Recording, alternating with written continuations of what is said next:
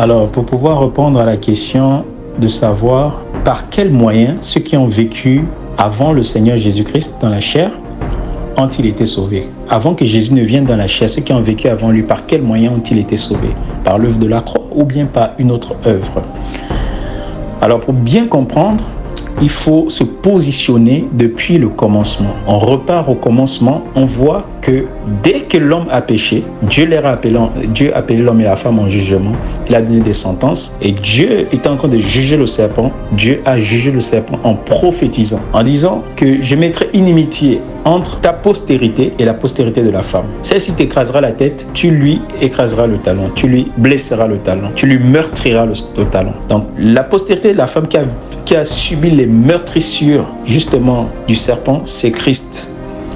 Et la postérité de la femme qui a écrasé la tête du serpent, c'est Christ, la tête du serpent qui est le péché, son autorité.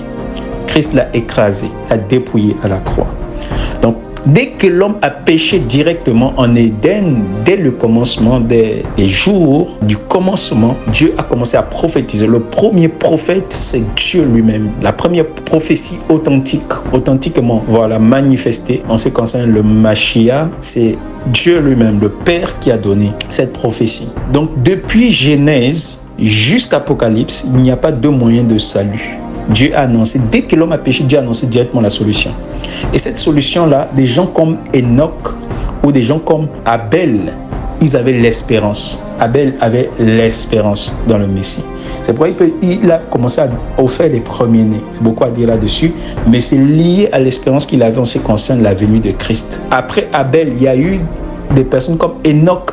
Enoch, on peut le voir dans le livre du frère Jude, l'épître que le frère Jude a écrit à l'église. Jude nous enseigne que Enoch a prophétisé, voyant le Seigneur venir avec des myriades pour rendre le jugement, pour punir les impies et les méchants. Tu vois. Donc voilà, Enoch même avait l'espérance de la venue de Christ. Il a vu le jour de Christ, Enoch. Pas seulement Enoch, on a le témoignage encore d'Abraham.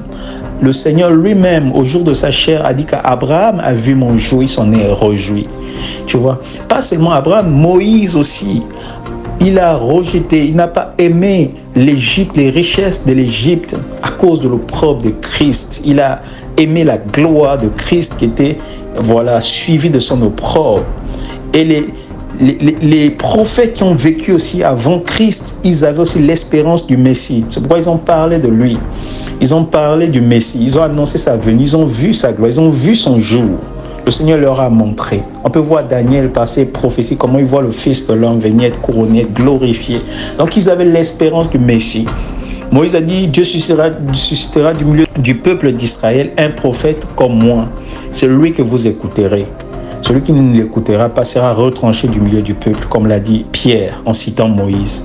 Donc vous voyez, en ce qui concerne le salut, il n'y a qu'un seul salut. Ceux qui ont été avant, ils avaient cette espérance-là du Messie qui devait venir pour les sauver. Ils ont toujours eu cette espérance en Israël. Il y a un Messie qui devait venir pour les sauver, pour les racheter, pour les délivrer. Vous voyez? Et avant que le Messie ne vienne, ils attendaient. Quand il est venu, même Siméon, il a vu là, Seigneur, ton serviteur peut mourir en paix. Mes yeux ont vu ton salut. Tu vois? Donc, le salut était attendu par les fils d'Israël. C'est pourquoi même en Samarie, la femme samaritaine, quand elle parlait avec le Messie, elle ne savait pas que celui dont on parlait, celui qu'on attend là, il est déjà là. Elle dit au Messie, nous savons que le Christ viendra et quand il sera venu, il nous enseignera toutes choses. Donc, elle avait l'espérance dans le Messie qui devait venir et qui devait les enseigner la vraie doctrine, qui devait les donner la vraie révélation de la parole de Dieu afin qu'ils soient sauvés. Donc, ceux qui sont morts avec l'espérance de la gloire de Christ, avec cette espérance-là, bien évidemment aussi, ils sont sauvés. Voilà, parce que le Seigneur, depuis tous les temps, il a toujours sauvé par la foi dans le Messie. Et ceux qui sont morts avant Christ, ils sont morts avec cette espérance. Et c'est en vertu de cette espérance-là, l'espérance, ils attendaient la venue du Messie. C'est pourquoi ils ont été sauvés. Nous aussi, nous attendons la venue du Messie. C'est pourquoi nous sommes sauvés en espérance. Et si nous mourons, nous savons que nous serons glorifiés au jour de Christ. Donc, il n'y a pas trois moyens de salut. Il n'y a pas deux moyens de salut, il n'y a qu'un seul moyen par lequel Dieu justifie, par lequel Dieu sauve, c'est Jésus-Christ.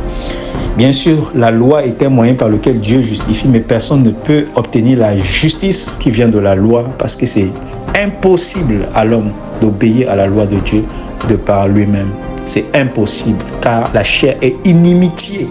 Voilà, contre la loi de Dieu. Elle ne peut pas se soumettre à la loi de Dieu. Elle ne peut pas obéir à la loi de Dieu par elle-même. C'est pourquoi Christ est venu afin que par sa mort, sa résurrection, nous étant crucifiés, régénérés et en recevant la puissance de Dieu, nous puissions lui obéir par le Saint-Esprit et faire entièrement sa volonté et lui être entièrement agréable en ayant une espérance vivante par la résurrection de Jésus-Christ, notre Seigneur, attendant la rédemption, la glorification de notre corps et la joie avec tous les rachetés, dont les cieux criant Hosanna à la gloire du Père, chantant les louanges des cantiques de triomphe, glorifiant celui qui nous a rachetés à toujours et à perpétuité, éternellement. Alléluia.